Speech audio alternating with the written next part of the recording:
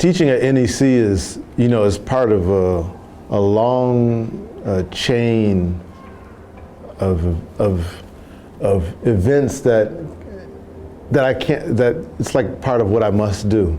I mean, all the teachers that I've had, through my career have kind of, through their work, have given me so much information that I know that I also have to, in turn, share the information I received. And most notably was the teacher, Jackie Bayard, who was a teacher here in the 70s and 80s, and then he went to Manhattan School of Music, and that's where he was my teacher.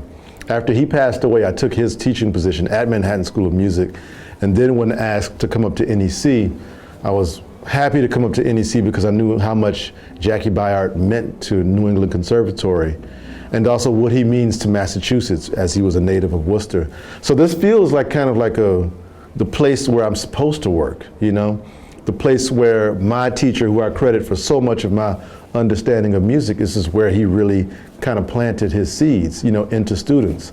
And so I want to make sure that I kind of also use his information that way to give back to people and to energize them and make them feel like they can be a part of the scene as well. The atmosphere at NEC is pretty open, and most conservatories that's not really how they function. I mean, I've taught at a lot of different places and have been a guest lecturer and clinician at many conservatories across the world.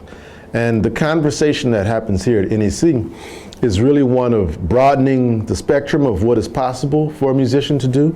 And within our department, within the jazz department, is to really kind of have people to help you understand what is tradition, simply what is tradition, and then how you can manipulate and make a new tradition, That's kind of where I come in as a pianist who really loves to explore the history of jazz piano from, the late 1800s up until today, and really feel like I can have an open conversation with my students and show them these jewels that are kind of in the music.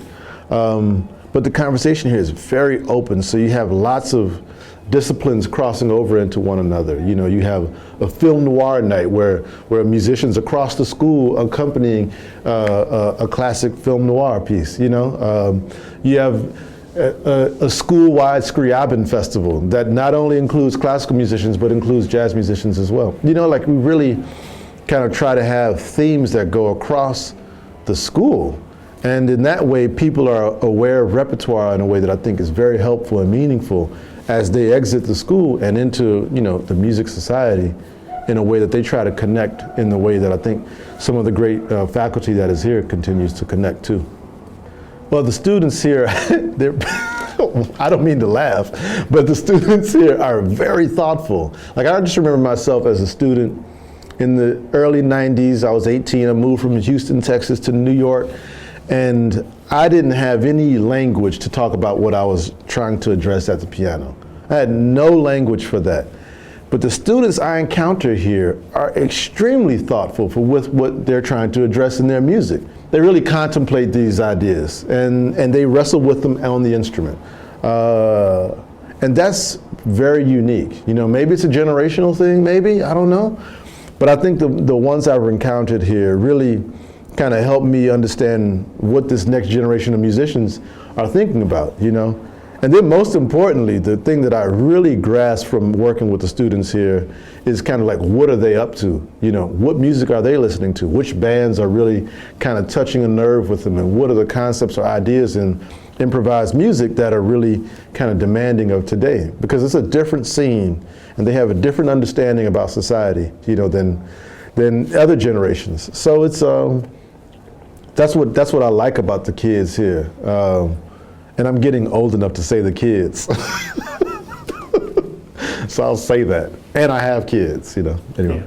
Well, from my students, I think I demand, an open dialogue, an open mind. Not necessarily, I don't want a blank canvas. I want you to have opinion, I want you to have opinion about what you're playing. I want you to have opinion about what I ask you to try, so that I understand where you're coming from, And so I also ask my students to really understand where they are from culturally.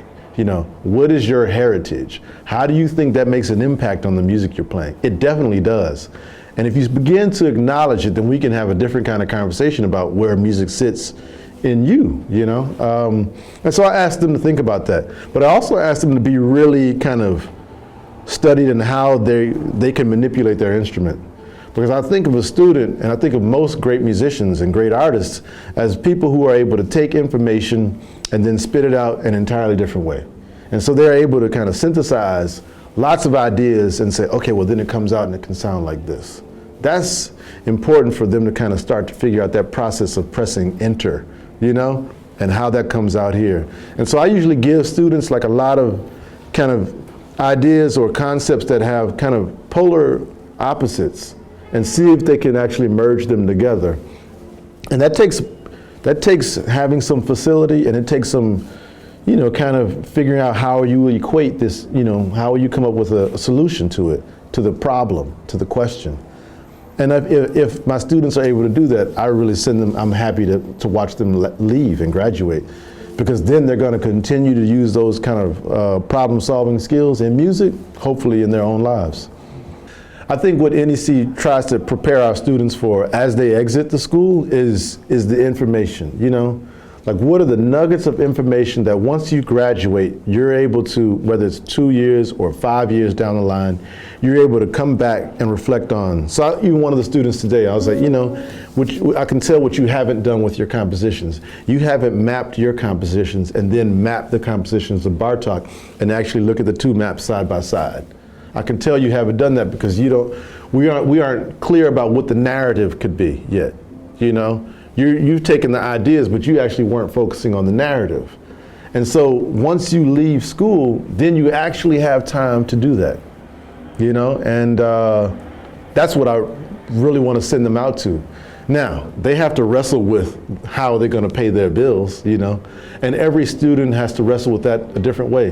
That's not only here, but that's at Harvard if they're coming out as a, you know, as a doctor or as a lawyer, you know, or as a business major. Everyone has to wrestle with, okay, how am I going to make it, you know? How will I pay this rent bill that's coming up every month?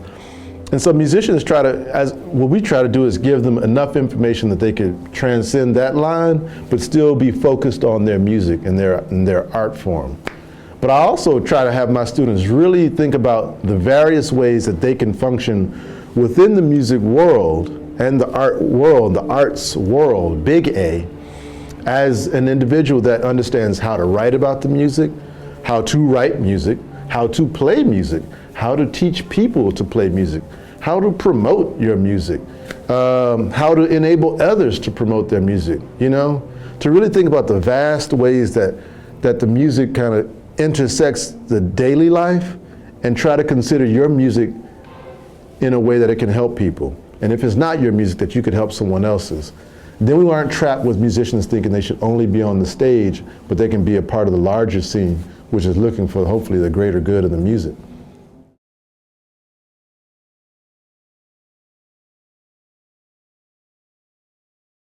From my students, I think I demand, you know, an open dialogue, an open mind,